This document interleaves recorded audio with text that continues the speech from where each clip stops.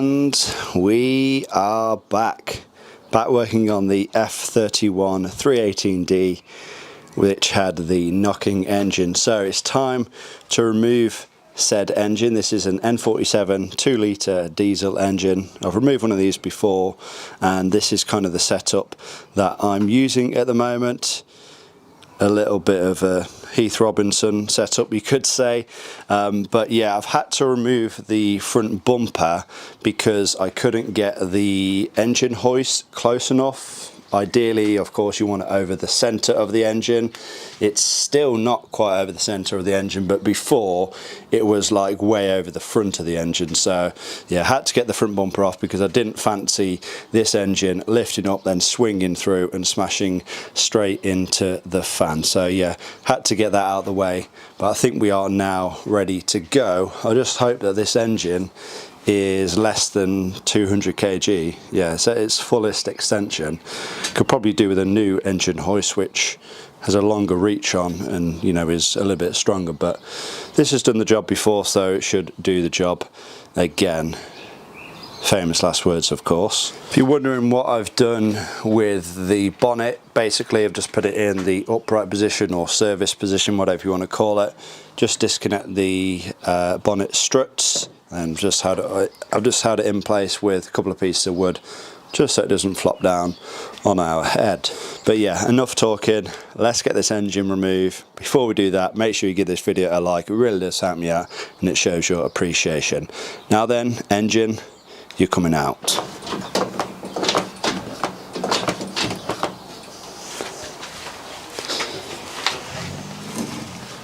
It's definitely disconnected from the gearbox, slightly anyway.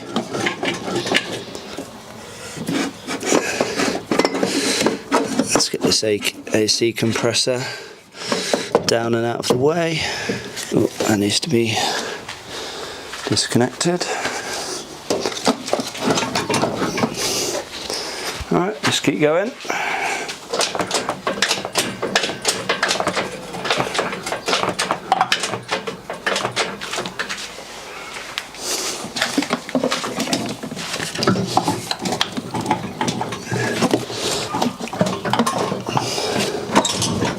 Ooh.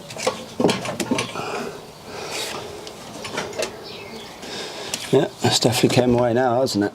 I just spent a good few minutes wondering why the wiring loom seems like it just goes into the cylinder head, and it's just a ground strap.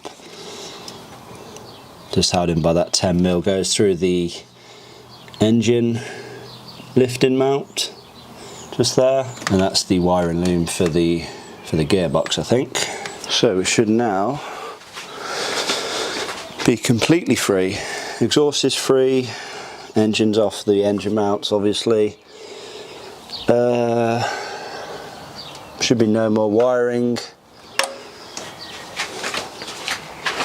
The AC compressor, that should now be out of the way. We should have a clear run. This video is sponsored by Autodoc. Now, first and foremost, let's get this package opened up and let's see what Autodoc have sent us. So then, for starters, we have a starter. Yes, this car that I'm sat in right now, this BMW F31 318D, came to me with a faulty starter motor. So we're going to be replacing it with one of Autodoc's own starter motors. We're also going to have to replace the front crank seal as well. So we have a genuine L-ring front crank seal. Now, I'm absolutely delighted to have Autodoc on board as a sponsor of the channel.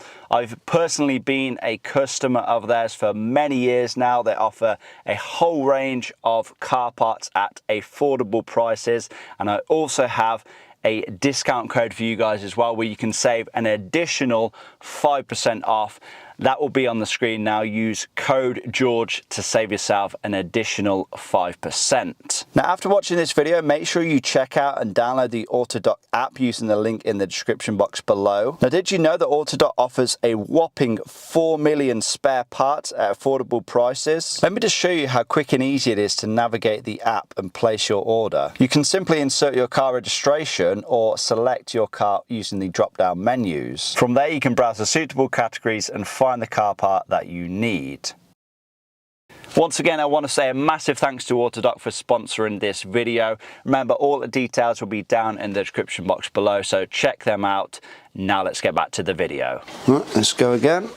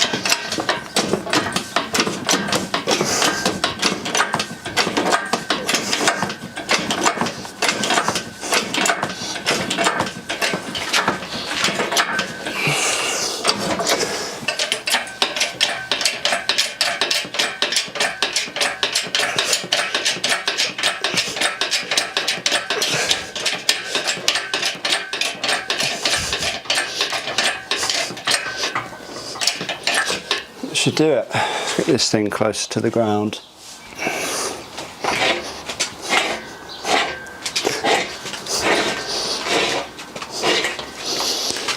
So, engine now removed. Can I see anything obvious yet?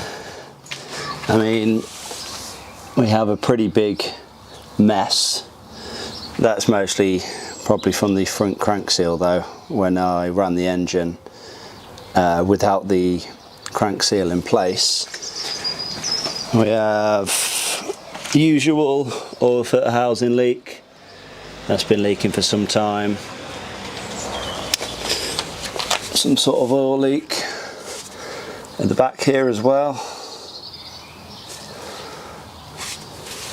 Rear main seal possibly. But I know someone has definitely been in here. Well, the previous, not the previous owner, probably the previous owner to the previous owner swapped out the timing chain. There is a receipt for that, and I know someone's been in here because they've rounded out the clutch bolts again. They've done the exact same thing on Project KFC. These are 6mm Allen bolts. They're not Torx bolts. Someone's obviously tried to use a Torx socket in there and they've just rounded all of these bolts off. They've probably reused the same bolts as well, which you shouldn't do. You should just replace them. Is this the original clutch and flywheel? I don't know. I didn't plan on replacing the clutch and flywheel, but we'll have a look what they look like anyway. But yeah, I'm just going to strip the engine down. I'm going to take the clutch and flywheel off first, just to get some weight off of the engine crane more than anything, I suppose. But yeah, got a lot to strip down before we can get to the bare engine, so I'm just going to crack on, get everything taken off, and then we'll yeah, hopefully be left with the bare engine and we can start looking at it internally. Okay then, so pretty much now stripped down to a bare engine. Everything off the front, exhaust manifold, turbo all off, intake manifold all off, oil filter housing all removed, clutch and flywheel removed as well. I'm now going to remove the rocker cover and see what is hiding inside of this engine.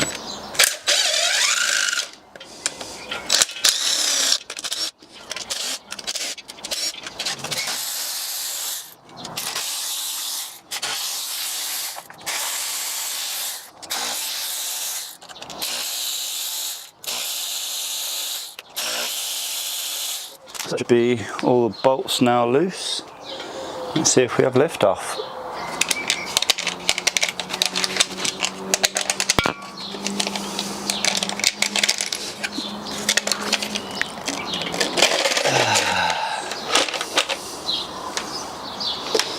Ooh. Yeah.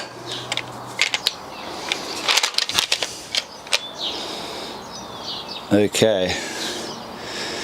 That doesn't look good, does it?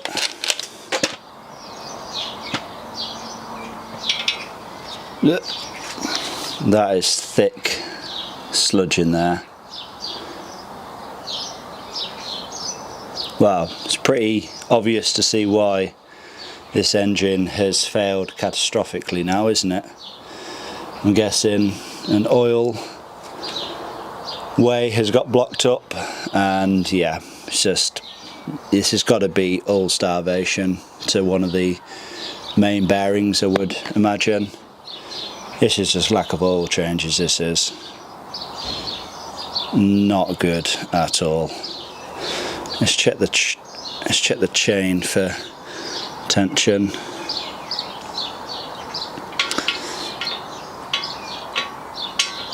There's a little bit of movement there, but not terrible. Right, let's get this cam carrier off and let's get this cylinder head removed.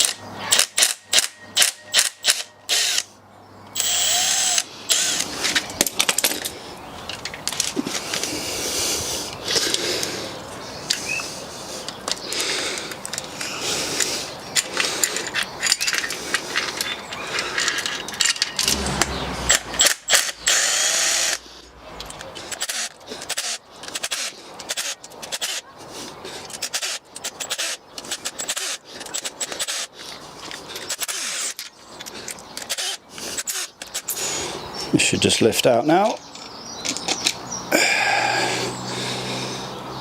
Once the cam's removed. I don't think I've personally ever seen an engine this sludged up before.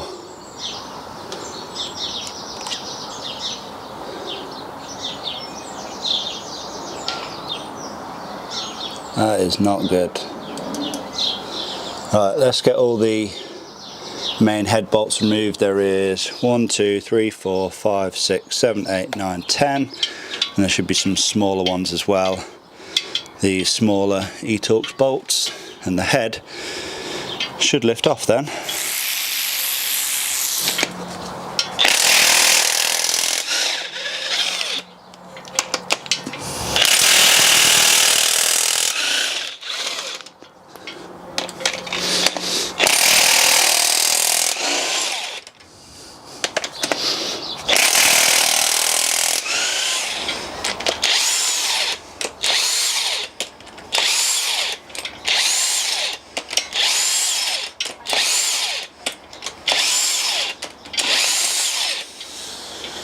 Okay, so that should now be all of the head bolts removed.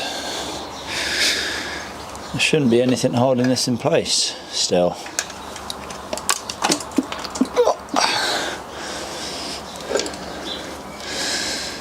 Do we have to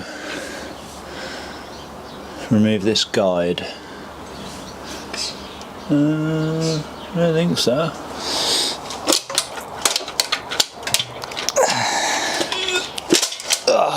Lift off. Huh. Okay, I was expecting to see some damage right away, but I'm going to turn the head upside down because all the lifters is going to fall out, but the head looks absolutely fine, to be honest. Just absolutely filthy. Yeah, I can't see any obvious damage to the balls, which is interesting, because if we had an oil starvation situation, then you'd expect some damage to the balls at least. I mean, even the pistons look quite clean, and they're actually not bad at all.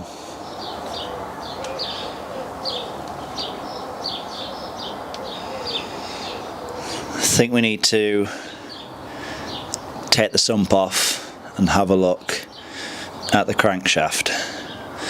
That, I'm guessing, is going to reveal the true damage to this engine. So, little update, just remove the timing cover, and I have no idea what the hell this is. It looks like a timing chain guide, but the timing chain guides all look to be in one piece. Unless, actually, oh, maybe it is part of the timing chain guides. Maybe these are part of the infill for them, but they've just disintegrated. It's all down in the sump as well. How is that even possible? How can the timing chain guide fail? This timing chain kit was supposedly swapped out in 2022. How could they just fall to bits in, what, 2 years? No idea. I don't think this is the original chain. I think it definitely has been replaced. Looks to be an aftermarket one. I don't think it's a J-Wiz chain though, which is what's used from factory. Yeah, that's very strange. Right, let's get this engine flipped over, take the sump off. Like I said, we'll have a look at what the crank looks like and see if we find anything else mysterious in the sump actually. Okay, all sump bolts removed. Let's lift it off. I've already pried it away, so it's not stuck down now.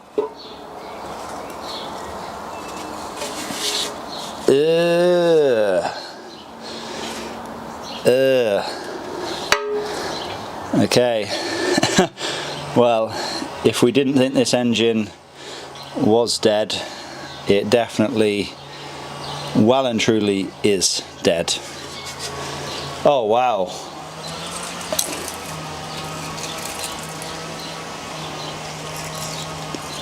Wow, that's got to be a good few bearings right there. The oil pickup is completely just full of bearings. Wow. How is this engine even running? How is this engine still running? It's a piece of that plastic that I was talking about that fell down into the sump. It's got to be timing chain guide. That's the only piece of plastic that's actually inside of an engine, isn't it? Yeah, it's got to be another piece of bearing there. Ah, right here. This is what we were seeing at the front crank seal. Yeah, again, that's just got to be multiple bearings there. How the hell is this engine still running? It'll be interesting to see what the journals look like on this crank. They've got to be absolutely scrap. Just full of bearings.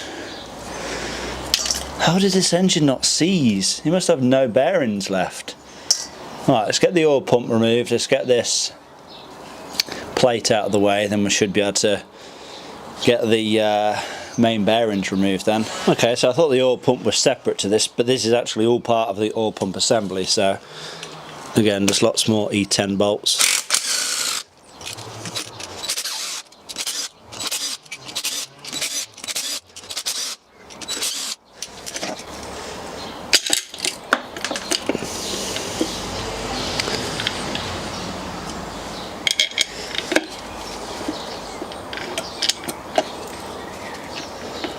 Of course, the oil pump chain, you take that off. So it's a T45 bolt to get the oil pump sprocket off, and it should be lefty tighty, righty loosey. So it's a left-handed thread, of course.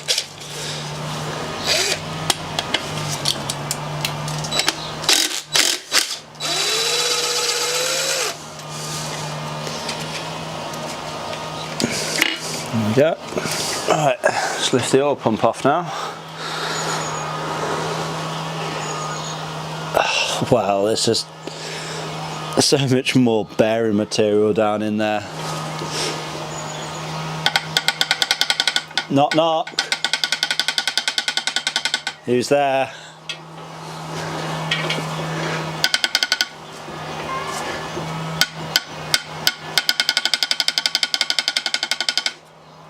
think we found the cause of our knock.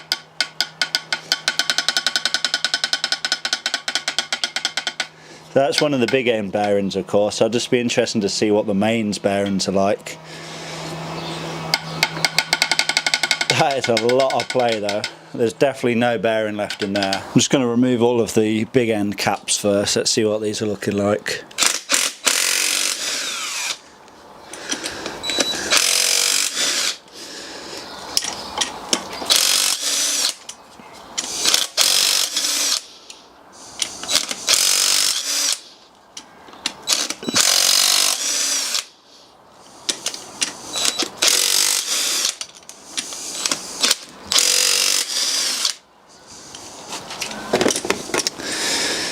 Okay, cylinder 1. I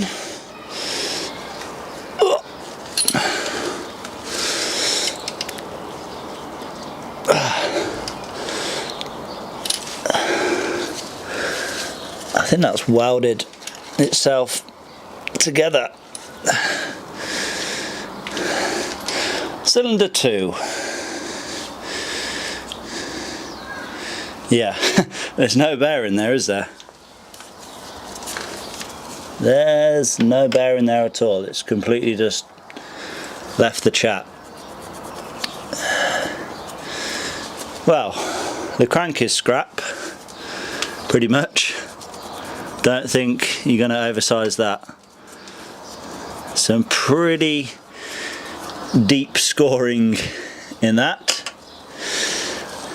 Yeah, there's like no bearing on there at all.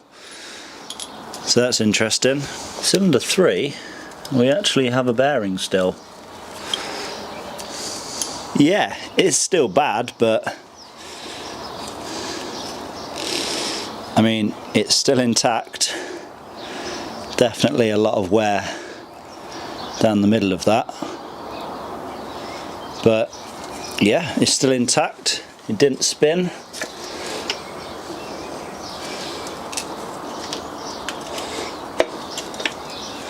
Get the other half out. Again, a lot of wear, but the bearing's intact and it didn't spin.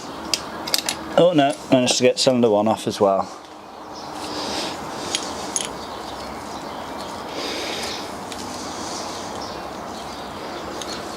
Oh, the bearing's stuck on there.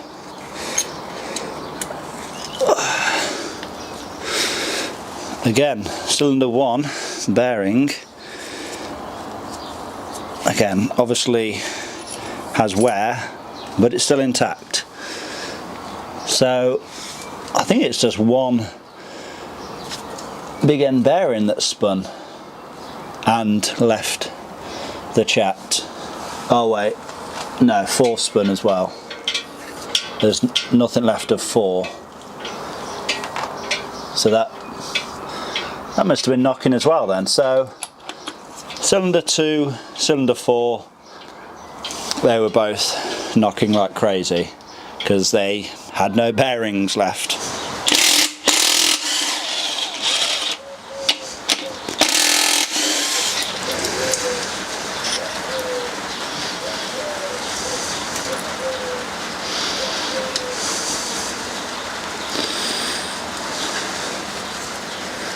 I mean, yeah, it's spun. It's definitely spun. The front bearing, and I think the bearings have actually welded together. Oh, they're so loose. Oh, actually just slid both the bearings out of the front of the block. Have you seen that before? Stuck together. Let's give these a little bit of a clean up. Yeah, definitely not in good shape.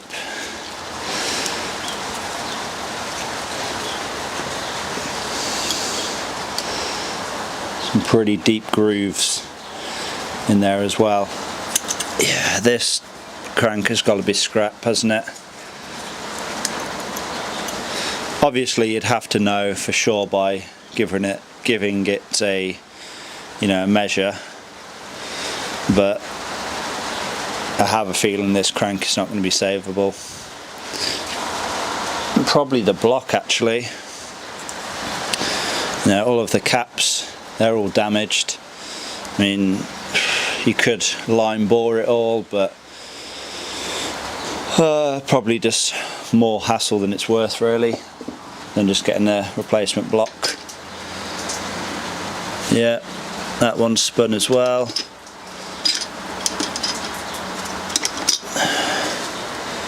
Yeah, exactly the same.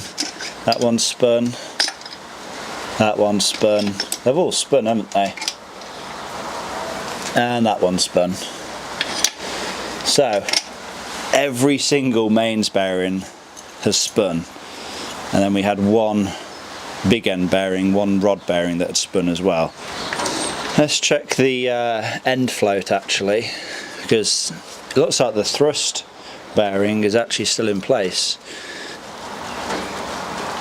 Obviously we haven't checked with the DTI gauge, but it looks like the thrust bearing is held up. A lot of people thought the thrust bearing had gone. That's not the case, but like I said, all of the mains bearings, one rod bearing, and a partridge and a pear tree. Right, that's no good then. Let's decide what we're going to do next. So then, now that we know the extent of the damage, it's pretty bad. I guess we're going to have to weigh up our options now. Then we have a good few options actually. So after stripping that engine down, I'm fairly confident that that block and crankshaft is scrap. Like, I don't think it's even worth trying to save that.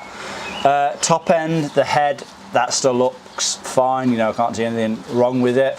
Of course, after stripping it down, you may find something wrong with it, I don't know.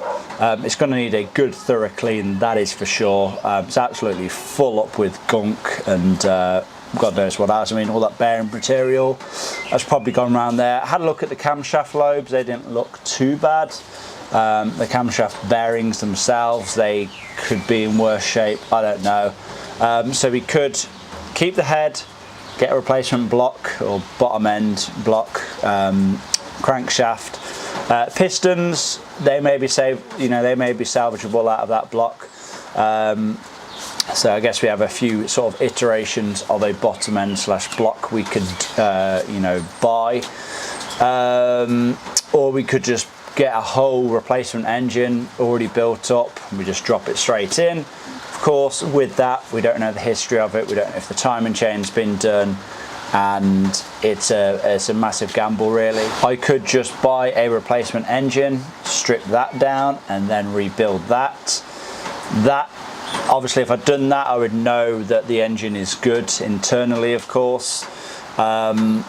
But that's going to be quite expensive to do. So not only have I got to basically pay for a replacement engine, a used engine, which you're talking the best part of £1,000. I've then got to strip it all down, which is a lot of time, clean everything up, rebuild it, new seals, new gaskets. You're probably going to want to do everything, all the bearings and everything, and then you're probably talking a lot of money.